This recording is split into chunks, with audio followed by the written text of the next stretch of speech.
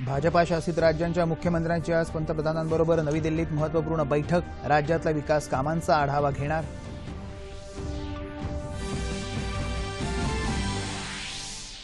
एप्रिल-जून कालावधीत देशात येणाऱ्या परकीय थेट गुंतवणुकीत 23% वाढ. सेवा क्षेत्रात सर्वाधिक गुंतवणूक झाली असल्याची सरकारनं प्रसिद्ध केलेल्या आकडेवारीची माहिती.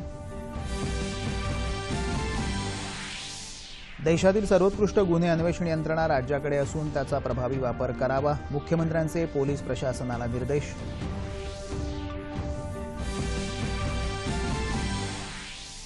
आशियाई क्रीडा स्पर्धेत भालाफेकपटू नीरज चोप्रानं पटकावलं सुवर्णपदक. आज सुवर्णपदकासाठी पीव्ही सिंधूची लढत.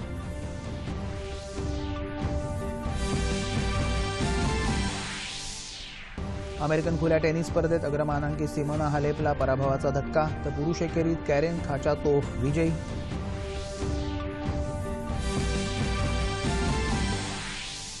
आणि कोकण किनारपट्टीवरील खोल समुद्रात वादळसदृश परिस्थिती. पुढील 2 दिवस मच्छीमारांना खोल समुद्रात न जाण्याचा हवामान खात्याचा इशारा.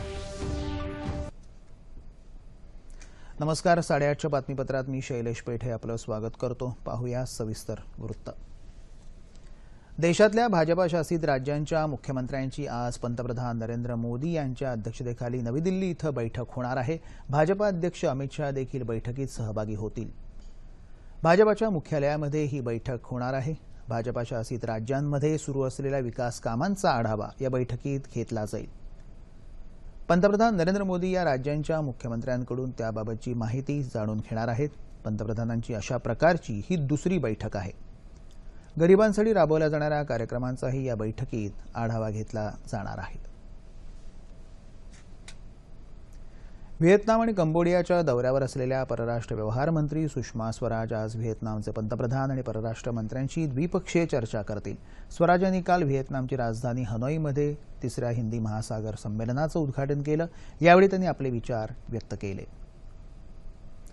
सागरी सुरक्षेवर विशेष भर देत त्यांनी या प्रदेशाच्या विकासासाठी ही सुरक्षा अतिशय महत्त्वाची असल्याचं म्हटलं आहे. हिंदी महासागर क्षेत्रातल्या देशांची समृद्धी आणि त्या भागातल्या शांततेसाठी भारतानं सातत्यानं प्रयत्न केले आहेत, असंही स्वराज म्हणाल्या. त्यांनी तिथल्या भारतीय दूतावासात महात्मा गांधींच्या प्रतिमेचं अनावरणही केलं. दौऱ्याच्या दुसऱ्या टप्प्यात त्या उद्या कंबोडियाला जाणार आहेत.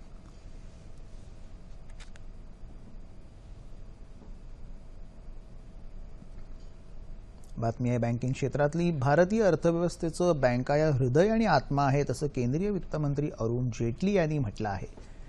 इंडियन बँकर्स असोसिएशनच्या मुंबईत आयोजित 71व्या वार्षिक सर्वसाधारण सभेला त्यांनी दिल्लीतून व्हिडिओ कॉन्फरन्सिंगद्वारे संबोधित केलं. जगातली सर्वाधिक वेगानं वाढणारी अर्थव्यवस्था म्हणून भारताची घोडदौड सुरूच राहील. यामध्ये बँकांचं योगदान महत्त्वाचं ठरेल, असंही जेटली म्हणाले. तज्ज्ञांनी वर्तवलेल्या अनुमानापेक्षा अधिक विकास दर गाठण्याकडे भारतीय अर्थव्यवस्थेची वाटचाल सुरू असल्याचंही जेटली यांनी म्हटलं आहे. गेल्या काही वर्षात सरकारनं सातत्यानं राबवलेल्या सुधारणांमुळे अर्थव्यवस्थेला विशेष गती मिळाली असल्याचंही जेटली म्हणाले. प्रधानमंत्री जन आरोग्य योजना येत्या 25 सप्टेंबरपासून लागू केली जाणार आहे, अशी माहिती केंद्रीय आरोग्यमंत्री जे.पी. नड्डा यांनी काल नवी दिल्लीत झालेल्या चर्चासत्रात बोलताना दिली. 29 राज्य आणि केंद्रशासित प्रदेशांमध्ये या राष्ट्रीय आरोग्य विमा योजनेची तयारी आता अंतिम टप्प्यात आली आहे. आयुष्यमान भारत म्हणजे राष्ट्रीय आरोग्य संरक्षण योजना असून त्याद्वारे देशभरातल्या नागरिकांना फायदा होईल, असा विश्वास नड्डा यांनी व्यक्त केला. प्रतिबंध आणि तपासणी यावर विशेष भर दिला जाणार असल्याचंही ते म्हणाले.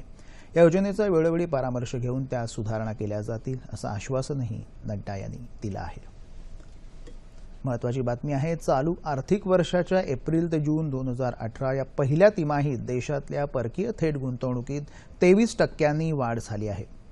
सरकारनं प्रसिद्ध केलेल्या आकडेवारीत ही माहिती दिली आहे. परकीय थेट गुंतवणुकीत 23% वाढ होऊन ती $12.8 अब्ज इतकी झाली आहे. औद्योगिक धोरण आणि प्रोत्साहन आकडेवारी विभागाने दिलेल्या माहितीनुसार गेल्या वर्षी याच काळात ही गुंतवणूक $10.4 अब्ज इतकी होती. परकीय थेट गुंतवणुकीमध्ये सर्वाधिक $2.4 अब्ज गुंतवणूक ही सेवा क्षेत्रात झाली असून त्याखालोखाल व्यापार क्षेत्रात $1.62 अब्ज आणि दूरसंचार क्षेत्रात $1.59 अब्ज गुंतवणूक झाली आहे. सिंगापूरमधून सर्वाधिक गुंतवणूक झाली असल्याची माहितीही सरकारी सूत्रांनी दिली आहे. बातमी आहे तामिळनाडूच्या राजकारणातली. तामिळनाडूमध्ये द्रमुक पक्षाचे नेते दिवंगत एम करुणानिधी यांचे पुत्र के स्टॅलिन यांची पक्षाच्या अध्यक्षपदी निवड निश्चित मानली जात आहे. पक्षाच्या मुख्यालयात सर्वसाधारण कार्यकारिणीच्या बैठकीत काल त्यांच्या अध्यक्षपदाबाबत औपचारिक घोषणा होण्याची शक्यता आहे. द्रमुकचे दुसरे अध्यक्ष म्हणून स्टॅलिन यांची बिनविरोध निवड होण्याची शक्यता आहे. पक्षाच्या 65 जिल्ह्यांच्या सचिवांनी स्टॅलिन यांचं नाव अध्यक्षपदासाठी प्रस्तावित केलं आहे आणि त्यांच्या विरोधात कोणीही उमेदवारी दाखल केलेली नाही. मात्र दुसरीकडे करुणानिधी यांचे दुसरे पुत्र आणि पक्षातून हकालपट्टी करण्यात आलेले के आलागिरी यांनी बंडाचा पवित्रा घेतला आहे. त्यांना पक्षात पुन्हा सहभागी न केल्यास गंभीर परिणामांचा इशारा त्यांनी दिला आहे.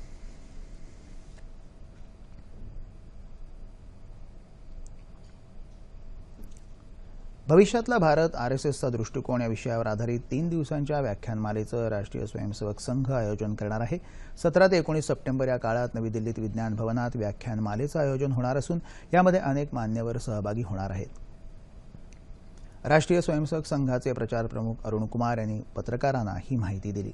यावेळी अरुण कुमार यांनी काँग्रेस अध्यक्ष राहुल गांधी यांच्याकडून आरएसएसवर सातत्यानं होत असलेल्या टीकेलाही उत्तर दिलं.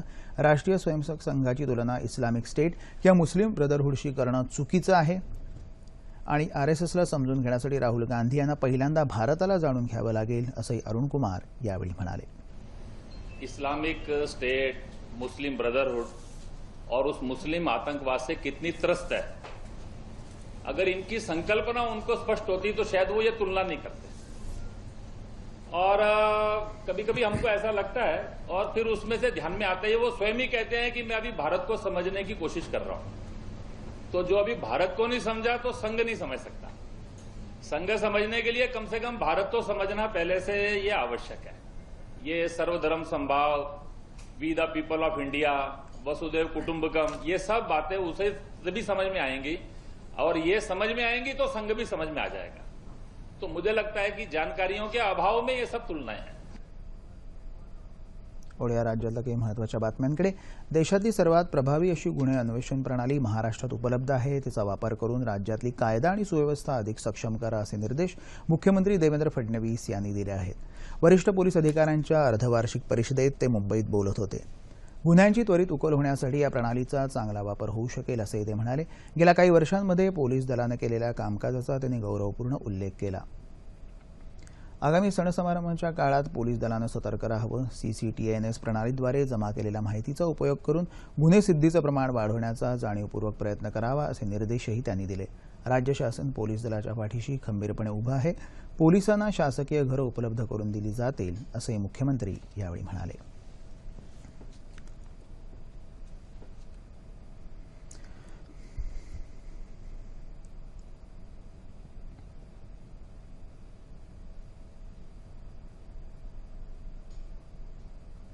महिलांच्या आर्थिक स्वावलंबनातून निर्माण होणाऱ्या सबलीकरणातूनच ग्रामीण भागात आर्थिक समृद्धी येईल असं ग्रामविकास, महिला आणि बालविकास मंत्री पंकजा मुंडे यांनी म्हटलं आहे.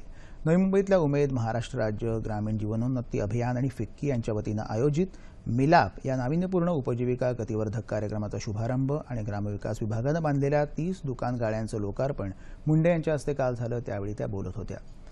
राज्य शासनाच्या ग्रामीण जीवनोन्नती अभियान आणि मिलापच्या माध्यमातून येत्या 2 वर्षात 5 लाख महिला बचत गट स्थापन करण्यात येतील असंही मुंडे म्हणाल्या.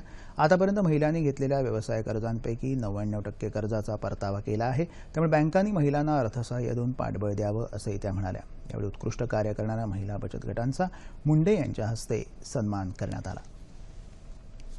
रिपब्लिकन पक्षाला भाजपाकडून धोका नसून शिवसेनेसोबत मात्र युती करून आगामी निवडणुका लढवणार असल्याचं केंद्रीय सामाजिक न्याय राज्यमंत्री आणि रिपाईचे राष्ट्रीय अध्यक्ष रामदास आठवले यांनी म्हटलं आहे. मुंबईत पत्रकारांशी बोलताना त्यांनी ही माहिती दिली. येत्या निवडणुकीत जाती किंवा धर्माचा मुद्दा राहणार नाही तर पंतप्रधान नरेंद्र मोदी सबका साथ सबका विकास या धोरणानुसारच कार्य करत असल्यानं भाजपात विजयी होईल असा विश्वास आठवले यांनी व्यक्त केला. सनातन संस्थेची चौकशी करावी अशी मागणी आठवले यांनी केली. देशाच्या राज्यघटनेतून सेक्युलर शब्द काढण्याचा प्रयत्न केल्यास त्याला रिपब्लिकन पक्ष कडाडून विरोध करेल असा इशाराही आठवले यांनी यावेळी दिला. तरुण उद्योजकांना वाव देणाऱ्या स्टार्टअप इंडिया योजनेचा लाभ अनेक जणांनी घेतला. हे उद्योग आता चांगले स्थिरावले असून त्यांची उलाढालही वाढली आहे. श्रीजित आणि पूर्व गुप्ता यांनी सुरू केलेली आरोग्यवर्धक खाद्यपदार्थांचा व्यवसाय ही अशीच एक यशोगाथा.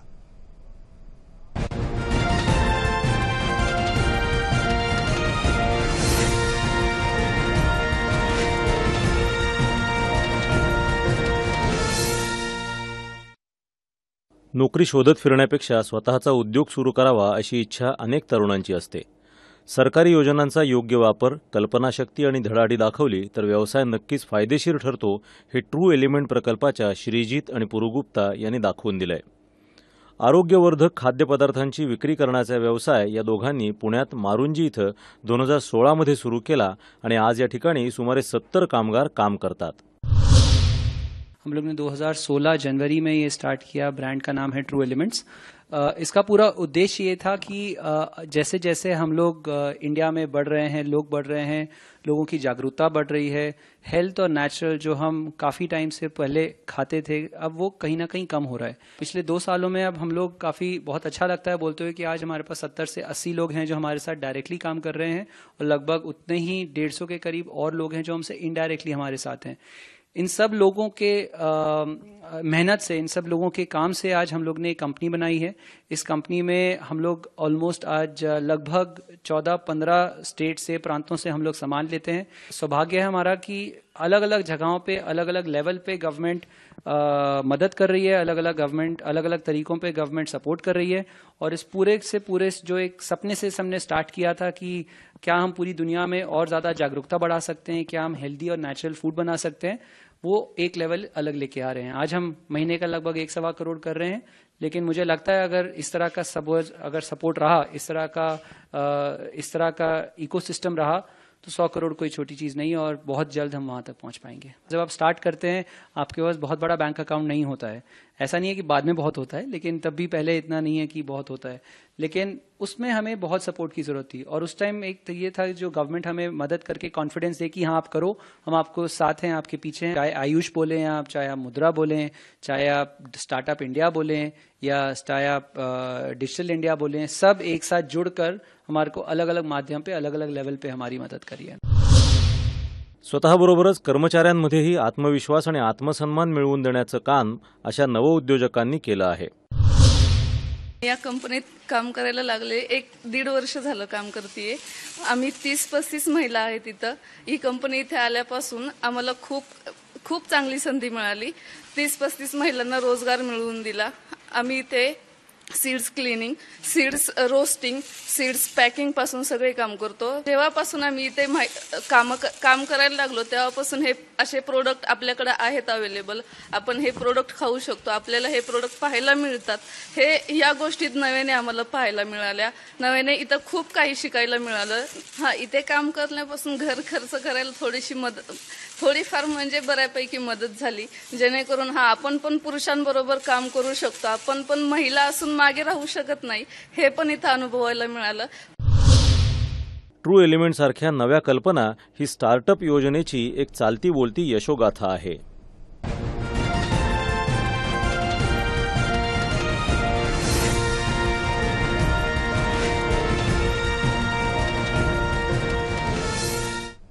यापुढील बातमी अकोला जिल्ह्याची. संपूर्ण जिल्ह्यातले शेतकरी, शेतमजूर, महिला तसंच पोलीस यांना प्रधानमंत्री सुरक्षा विमा योजनेत समाविष्ट करून अकोला जिल्ह्यानं देशात एक आगळीवेगळी ओळख निर्माण केली आहे. जिल्ह्यातले एकही शेतकरी या योजनेपासून वंचित राहू नये यादृष्टीनं शेतकऱ्यांच्या 2 लाख रुपये विम्याची रक्कम जिल्हा प्रशासनानं भरली आहे. तसंच प्रत्येक शेतकऱ्याच्या खात्यात मुदत ठेवण्यात आली असून यातूनच पुढचे हप्ते भरले जातील. जिल्हा पोलीस अधीक्षक एम राकेश कलासागर यांनी जिल्हा प्रशासनाच्या मदतीनं जिल्ह्यातल्या प्रत्येक पोलीस कर्मचाऱ्याला सुरक्षा कवच मिळवून द्यायचं धोरण आखलं आहे. जिल्हाधिकारी आस्तिक कुमार पांडे यांच्या संकल्पनेतून ही योजना आकाराला आल्यानं हिला आस्तिक पॅटर्नही म्हटलं जातं.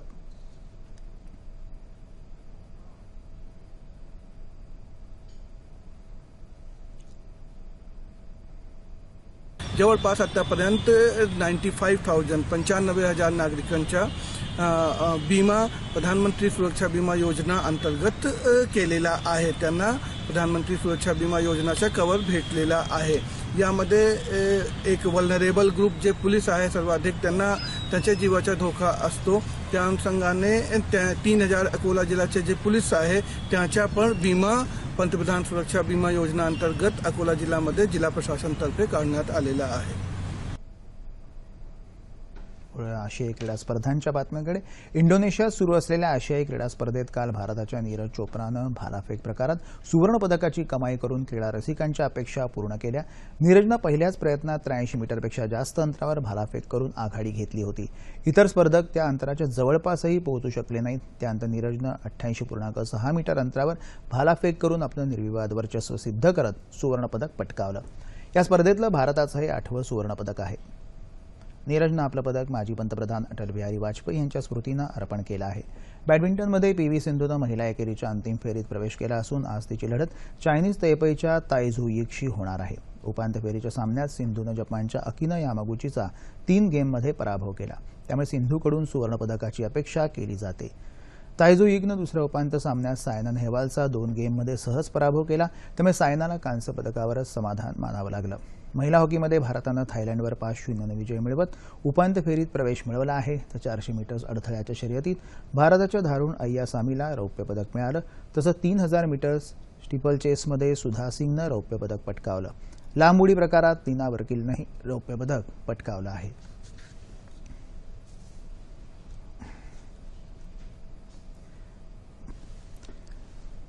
ज्येष्ठ नागरिक धोरणाची सर्व विभागांनी प्रभावीपणे अंमलबजावणी करण्याचे निर्देश सामाजिक न्याय आणि विशेष सहाय्य विभागाचे मंत्री राजकुमार बडोले यांनी दिले आहेत. मुंबईत ज्येष्ठ नागरिक धोरणाबाबतच्या शासनाच्या विविध विभागानं केलेल्या कार्यवाहीचा आढावा घेण्यासाठी ज्येष्ठ नागरिक समितीची बैठक झाली. त्यावेळी ते बोलत होते. वृद्धांसाठी असणाऱ्या सर्व योजना एकाच छताखाली आणून त्या योजनांचा लाभ वृद्धांना देण्यासाठी प्रत्येक जिल्ह्याच्या सामाजिक न्याय भवनात स्वतंत्र ज्येष्ठ नागरिक कक्ष निर्माण करण्यात येईल, असंही बडोले यावेळी म्हणाले.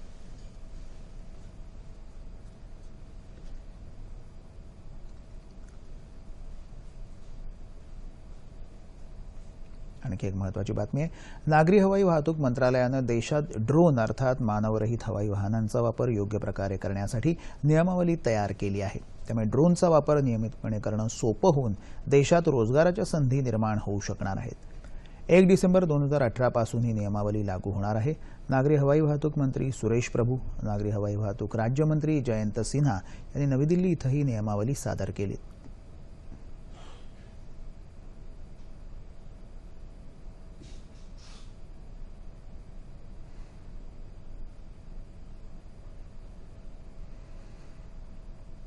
अमेरिकेत कालपासून सुरू झालेल्या खुल्या टेनिस स्पर्धेत पहिल्या दिवशी महिला एकेरीच्या पहिल्या फेरीत जागतिक क्रमवारीत अव्वल स्थानावर असलेल्या सिमोना हालेपला मात्र पराभवाचा धक्का बसला. तिला बिगर मानांकित काया कानेपी या खेळाडूनं हरवलं आहे. या स्पर्धेत या निकालानं खळबळ उडाली. पुरुष एकेरीत कॅरेन खाचातो विजयी झाला आहे.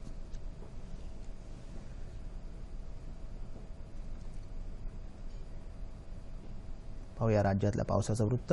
राज्यात काही भागात पावसाचा जोर वाढल्याचं दिसून येतोय. मात्र अनेक भागात पावसाने विश्रांती घेतली आहे. मुंबईत आज सकाळी पावसाच्या जोरदार सरी बरसल्या आहेत. ठाण्यात काल रात्री जोरदार पाऊस होता. मात्र आता ढगाळ वातावरण आहे. अहमदनगर आणि यवतमाळ जिल्ह्यातही ढगाळ वातावरण आहे. नाशिक शहरासह जिल्ह्यात जोरदार पाऊस सुरू आहे. अकोल्यात सध्या पावसाने विश्रांती घेतली असली तरी गेल्या आठवड्यात झालेल्या पावसामुळे जिल्ह्यातल्या सर्व धरणात पुरेसा पाणीसाठा झाला आहे. त्यामुळे पिण्याच्या पाण्याचा आणि सिंचनाचा प्रश्न मिटला आहे. कोकण किनारपट्टीवरील खोल समुद्रात वादळसदृश परिस्थिती निर्माण झाली आहे. त्यामुळे 100हून अधिक नौका सुरक्षेसाठी देवगड बंदरात दाखल झाल्या आहेत.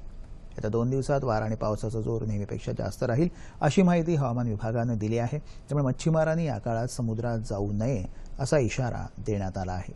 येत्या 24 तासात राज्यात बऱ्याच ठिकाणी पाऊस पडण्याची शक्यता आहे. कोकण, मध्य महाराष्ट्र आणि विदर्भात तुरळक ठिकाणी मुसळधार पाऊस पडण्याचा इशारा हवामान विभागानं दिला आहे.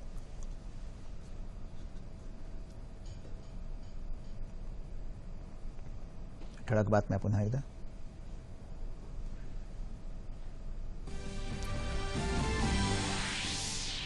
भाजपा शासित राज्यांच्या मुख्यमंत्र्यांची आज पंतप्रधानांबरोबर नवी दिल्लीत महत्त्वपूर्ण बैठक. राज्यातल्या विकास कामांचा आढावा घेणार.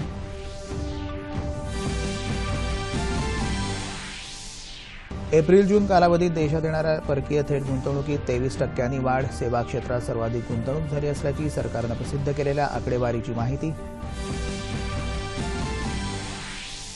देशातील सर्वोत्कृष्ट गुन्हे अन्वेषण यंत्रणा राज्याकडे असून त्याचा प्रभावी वापर करावा. मुख्यमंत्र्यांचे पोलीस प्रशासनाला निर्देश.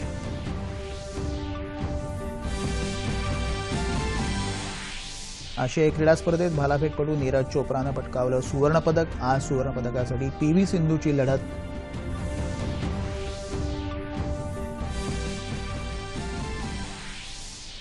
अमेरिकन खुल्या टेनिस स्पर्धेत अग्रमानांकित सिमोना हालेपला पराभवाचा धक्का. पुरुष एकेरीत कॅरेन खाचातोव्ह विजयी.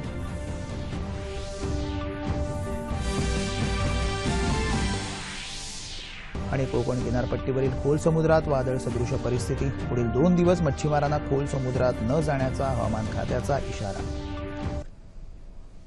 याबरोबरच हे बातमीपत्र संपलं. पुन्हा भेटूया दुपारी 1 वाजता आपल्या सह्याद्री वाहिनीवर. नमस्कार.